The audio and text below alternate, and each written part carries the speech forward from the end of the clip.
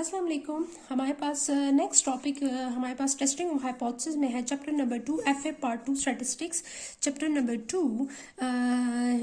2 the next topic is 7.22 procedure for hypothesis testing about mu when sigma is unknown small sample हमारे पास क्या होगा जब population variance unknown हो तो हम फिर सैंपल साइज को देखते हैं कि कौन सा सैंपल साइज जो है वो हमने लेस है ग्रेटर है सैंपल साइज 30 से, तो उसके अकॉर्डिंग हमने टेस्ट स्टैटिस्टिक्स जो है वो हमने यूज करना होगा। ठीक है, तो यहाँ पर जैसे द जनरल प्रोसीजर के जरिए और फिर इसके बाद आगे एग्जांपल करते हैं। The null hypothesis mu equal to mu not, alternative hypothesis mu is not equal to mu not. ठीक है, this is the two tail test. This is the mu is less than alternative is greater and mu is less than greater than alternative mu is less than. ठीक है, this is the two tail test. Two tail test में हमेशा alternative hypothesis जो होता है वो not equal होता है और जो ग्रेटर और लेस होता है वो वन टेल। ये वन टेल टेस्ट है और ये टू टेल टेस्ट है। इसके लिए जो ग्राफ बनता है इसके लिए वो इस तरह बनता है। ये अब टी डिस्ट्रीब्यूशन यहाँ पर इसलिए यूज करेंगे कि सैंपल साइज भी लेस देन 30 होगा और सिग्मा भी अननोन है। ठीक है, तो यहाँ पर टी डिस्ट्रीब्यूशन ये उसी तरह हमारे पास अब जेड की जगह हम क्या लिखेंगे, टी डिस्ट्रीब्यूशन। यहाँ पर जेड की अल्फा बाय 2 की जगह हम टी अल्फा बाय 2। और यहाँ पर जो आपको न्यू नजर आ रहा है, this new is the degree of freedom. Degree of freedom क्या होता है? Degree of freedom is the total number of observation in a sample minus the total number of parameter that must be estimate from sample data. This is called the degree of freedom. For example, population variance unknown है तो हम उसको estimate करेंगे sample variance से। तो sample variance से हम calculate करेंगे तो एक पैरामीटर को हम estimate कर रहे हैं तो टोटल observations जो होती हैं n होते हैं उससे हम 1 को subtract कर लेते हैं। ठीक है, तो वो डिग्री ऑफ फ्रीडम कहलाता है। अगर आप 2 पैरामीटर को estimate करते हैं S1 S2 दो हमारे पास 2 पेयर्स 2 डेटा सेट्स हैं तो उसके लिए आपने फॉर एग्जाम्पल समटाइम ये आगे हम करेंगे पेयर टी टेस्ट में। तो पेयर टी टेस्ट में हम फिर 2 पैरामीटर को एस्टिमेट करेंगे तो फिर हम यहाँ पर n से n1 प्लस n2 माइनस 2 करेंगे तो वो डिग्री ऑफ फ्रीडम कहलाएगा। ठीक है, तो चूज यहाँ पर सेकंड स्टेप हमारे पास क्या होता है, अल्फा 0.01 या 0.05। अगर क्वेश्चन में जो भी गिवन है आपने वही लेना होगा। अगर क्वेश्चन में गिवन नहीं है तो आप यूज स्टैंडर्ड जो एरर है वो 0.05 है। Alpha is a probability of type first error. ठीक है, फिर हमने यहाँ पर टी डिस्ट्रीब्यूशन लेकिन देखिए यहाँ पर लिखा भी when sigma is unknown and n is less than 30 then t test statistic to be used for mu is t equal to x bar minus mu s divide by under root n. तो हमने यहाँ पर क्या करना होगा, यहाँ पर हमने सिग्मा की बजाय हमने क्या यूज करना होगा, S is the sample standard deviation. ठीक है, जहां पर इससे पहले जो क्वेश्चन था उसमें हमने कैपिटल एस यूज किया था और यहाँ पर स्मॉल एस। तो कैपिटल एस स्मॉल एस में जस्ट ओनली डिनोमिनेटर का फर्क होता है। डिनोमिनेटर में वहां पर हम एन लिखते हैं। अगर कैपिटल एस का फॉर्मूला अगर आप देखें तो summation x minus x bar whole square divide by n होता है और स्मॉल एस का फॉर्मूला जो होता है वो क्या होता है, summation x minus x bar whole square divided by n minus. तो डिनोमिनेटर में just only n minus 1। This one the sample standard deviation, this is the unbiased and this is the biased one. ठीक है, this is the unbiased. तो unbiased जो रहता है the expected value of the s square is equal to the sigma square. This is the unbiased estimator. तो हमारे पास यहाँ पर हमने टी डिस्ट्रीब्यूशन यूज किया और न्यू डिग्री ऑफ फ्रीडम जो है वो n-1 is the degree of freedom. One tail test में हमारे पास अल्फा ग्रेटर के केस में हमारे पास क्रिटिकल रीजन इधर आएगा और लेस के केस में क्रिटिकल रीजन जो है वो हमारे पास लेफ्ट साइड पर आएगा। ठीक है, तो ये हमारे पास सेकंड स्टेप हो गया। अब हमारे पास यहाँ पर ये एस का फॉर्मूला भी गिवन है, summation x minus x bar whole square divide by n-1। अगर एस स्क्वायर है तो आपने अंडर रूट नहीं लगाना, अगर एस है तो आपने फिर यहाँ पर अंडर रूट लगाना है। फिर हमने टी की वैल्यू कैलकुलेट करनी है, मीन्स टी में पुटिंग करनी है, कैलकुलेशन करनी है। फिर क्रिटिकल रीजन हमारे पास क्या होगा, critical reason is based on alternative hypothesis. Alternative hypothesis में फर्स्ट केस में अगर आप इस तरह लेके तो ज्यादा इजी होगा। Absolute T is greater then T alpha by 2 with nu degree of freedom. ठीक है, ये हमारे पास फर्स्ट केस में आप इस तरह लिख लें, दैट इज इजी वन। ठीक है, एंड सेकंड में हमारे पास t is greater then t alpha with new, अगर ग्रेटर साइन है तो यहाँ पे भी ग्रेटर आएगा, अगर वहां पर लेस का साइन है तो यहाँ पे भी लेस आएगा, लेकिन आप क्रिटिकल रीजन है वो लेफ्ट हैंड साइड पे लाई कर तो लेफ्ट साइड पे नेगेटिव वैल्यूज होती हैं, तो इसलिए minus Z T alpha with new. यहाँ पर राइट और लेफ्ट के केस में हम अल्फा बाय 2 नहीं करते, जस्ट ओनली अल्फा, इसलिए critical reason is lie only one side. और क्रिटिकल रीजन जो दो साइडेड, जहाँ पर क्रिटिकल रीजन दो टेल्स में हमारे पास आता है, मीन्स टू टेल टेस्ट में है, तो वहां पर हम अल्फा को डिवाइड करते हैं 2 पे। That's the general procedure. अब फिर कंक्लूजन हम ड्रॉ करते हैं। अब हम एग्जांपल करते हैं, example 7.5। Example 7.5 is a sample of 12 jars of butter was taken from a lot, each jar being labeled 8 ounce net weight. The individual weight is ounce are 7.3, 7.4, 7.5, 8.0, 7.4, 8.2, 8, 7.6, 7.7, 7.5, 7.5 and 7.7. Test whether these values are consistent with the population mean of 8 ounce. Assume that the weight are normal distributed.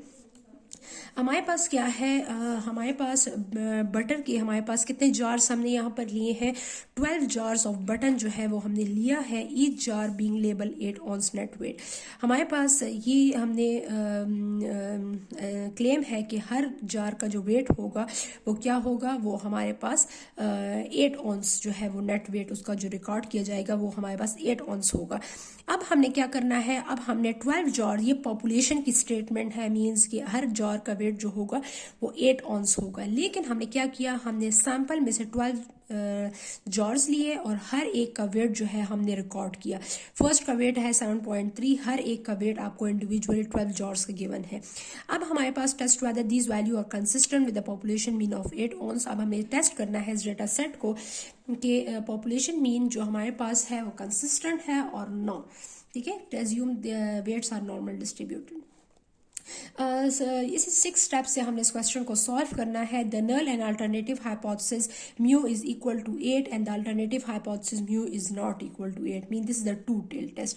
The level of significance is not given in the question, so the standard error is alpha 0.05, ठीक है। तो test statistics यहाँ पर हमने use करना है x bar minus mu s divided by under root n, s divided by under root n and nu degree of freedom. This is the general form, आपने just यहाँ पर फॉर्मूला लिखना होगा, ठीक है। बाकी नेक्स्ट स्टेप में 4th स्टेप जो होगा वो हमारे पास कैलकुलेशन का होगा। कैलकुलेशन हमने क्या करनी है, हमारे पास कितने ऑब्जर्वेशंस है, हमारे पास 12, हमने सैंपल में से 12 जॉर्स लिए हैं। अब हमने क्या करना है, समीशन एक्स हमने किस तरह फाइंड किया है, इन ऑल वैल्यूज को हमने क्या किया है, इन ऑल वैल्यूज को आप प्लस कर दे तो आपके पास समीशन एक्स की वैल्यू आएगी 91.7। समीशन एक्स स्क्वायर आपके पास क्या आएगा, पहले आपने क्या करना है एक्स की हर एक वैल्यू को, इसलिए कि आप इस क्वेश्चन में आपको एक्स बार और स्मॉल एस जो यहाँ पर फॉर्मूले में रिक्वायर्ड है, x bar and the small S is not given in the question. इसमें आपको सैंपल डेटा सेट गिवन है, इससे आपने स्मॉल एस की वैल्यू और एक्स बार की वैल्यू कैलकुलेट करनी है। तो हमने सबसे पहले क्या फाइंड किया, समीशन एक्स फाइंड किया एक्स बार के लिए और summation x square. First take the square of each and every value of x and then take the some.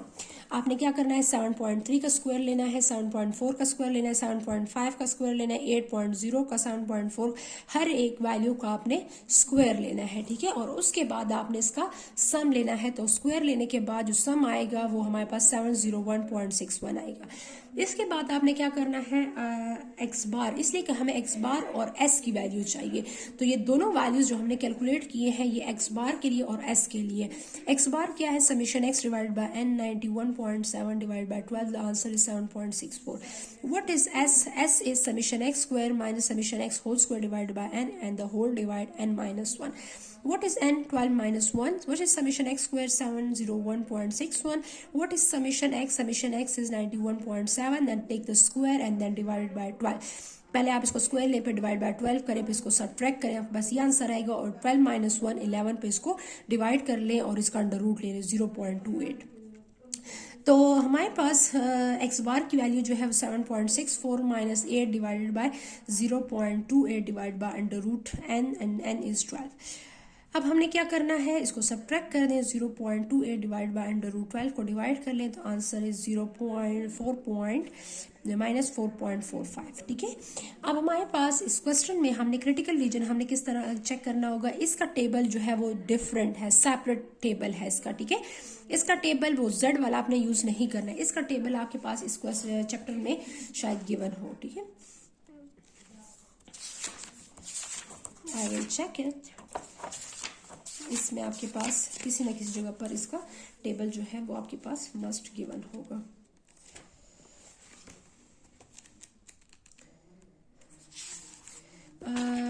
Page number 214 पे ये टेबल आपके पास गिवन है, यहाँ पर ये टेबल आपके पास टी डिस्ट्रीब्यूशन का गिवन है, ठीक है। तो मैंने आपको बताया है कि आपके पास 2 टेस्ट हो तो आपने किस तरह क्रिटिकल रीजन फाइंड करना है। क्रिटिकल रीजन आपने इस तरह कैलकुलेट करना है। मैं आपको बताती हूँ कि क्रिटिकल रीजन आपने किस तरह कैलकुलेट करना है, ठीक है। क्रिटिकल रीजन, ठीक है। क्रिटिकल रीजन आपने इस तरह कैलकुलेट करना है कि absolute T is greater then T alpha by 2 with new degree of freedom. अब हमने क्या करना है, यहाँ पर what is alpha 0.05 divided by 2 और व्हाट इज n-1, ठीक है। n इज अल्फा बाय 2 से क्या आएगा 0.025 और यहाँ पर n की वैल्यू हमारे पास क्या है 12 माइनस 1 11। अब हमने क्या करना है, यहाँ पर टी अल्फा 0.025 को 11 में आपने चेक करना है। 11 this is the degree of freedom, यहाँ पर लिखा हुआ है degree of freedom 11 degree of freedom में आपने किस में चेक करना है 0.025। तो 0 पॉइंट देखिए ऊपर लिखा हुआ है टी 0.025, तो आपने इसको इस तरह चेक करना है। यहाँ पर आप फोटो रखें और इस तरह लाइन तो पता चल जाएगा ये वो वैल्यू है इस कॉलम में और इस डिग्री ऑफ फ्रीडम में 2.204। तो अगर आपकी टी की वैल्यू क्या है 2.204, ठीक है। आपने इसका वैल्यू इस तरह चेक करनी है। तो 2.204 अगर टी की वैल्यू 2.204 से ग्रेटर है तो in this situation we reject our null hypothesis, ठीक है। तो what is the value of T, ये टेबल आप नोट कर लें, सेकेंड ईयर की बुक में 214 पेज है। तो हमारे पास ये अगर नहीं है आपके पास टेबल तो आप नेट से भी ले सकती हैं। 2.204, ठीक है, 2.204। यहाँ पर इन्होंने 2.201 लिखा, वैसे करेक्शन कर ले 2.204 है। अब हमने क्या करना है, यहाँ पर टी की वैल्यू 4.45, तो यूजुअली 4.45 एब्सोल्यूट लेने से नेगेटिव साइन इग्नोर हो जाता है, तो 4.4 इज ग्रेटर देन 2.2, तो 4.4 is greater than 2.2। In this situation we reject our null hypothesis. अगर ये वैल्यू ग्रेटर हो तो रिजेक्ट होगा, अगर ये वैल्यू ग्रेटर ना हो तो एक्सेप्ट होगा। आप इसका ग्राफ भी ड्रॉ कर सकती हैं। यहाँ पर हमारे पास क्या है, यहाँ पर देख लें तो यहाँ पर टी अल्फा बाय 2 माइनस और यहाँ पर plus t alpha by 2 with nu degree of freedom यहाँ पर और यहाँ पर। What is this is a rejection region and this is the acceptance और this is the rejection region, ठीक है। तब हमारे पास क्या है, अब हमारे पास यहाँ की वैल्यू क्या है 2 माइनस 2.204 और प्लस 2.204। इसकी वैल्यू ये आ रही है, इसकी वैल्यू ये आ रही है, सारी बातें वैल्यू सेम है। अब हमारे पास इसकी वैल्यू जो है 0 से प्लस इन्फिनिटी, 0 से माइनस इन्फिनिटी, 2 से अब 2.204 से ग्रेटर वैल्यू है, इट्स मीन इस रीजन में लाई कर रही है, ठीक है। तो टी की वैल्यू क्या है 4 पॉइंट, तो 4 पॉइंट इज ग्रेटर देन 2.204, तो ऑटोमेटिकली 4 इज ग्रेटर देन 2, तो इसलिए ये किस रीजन में लाई कर रहा है, इस रिजेक्शन रीजन में ये फॉल कर रहा है, ठीक है। तो रिजेक्शन रीजन में फॉल कर रहा है, इट्स मीन हमारे पास क्या है, स्टेटमेंट क्या है, वो हमारे पास मीन्स हाइपोथेसिस जो है हम उसको रिजेक्ट करेंगे, ठीक है। तो हमने क्या करना है, कंक्लूजन लिखना है as T fall in the rejection therefore we reject our null hypothesis, ठीक है। ये हमारे पास इस क्वेश्चन को हमने सॉल्व कर लिया है कि मीन्स हमने हाइपोथेसिस को रिजेक्ट किया है, मीन्स यहाँ पर नल हाइपोथेसिस को रिजेक्ट किया है, ऑल्टरनेटिव को एक्सेप्ट किया है, मीन्स यहाँ पर मीन पॉपुलेशन मीन ऑफ 8 ऑन्स जो है वो हमारे पास इक्वल नहीं है 8 ऑन्स की, बल्कि ग्रेटर देन लेस देन कोई भी वैल्यू हो सकती है, लेकिन 8 ऑन्स के नहीं है, ठीक है। तो alternative hypothesis accepted. Clear, thank you, Allah Hafiz.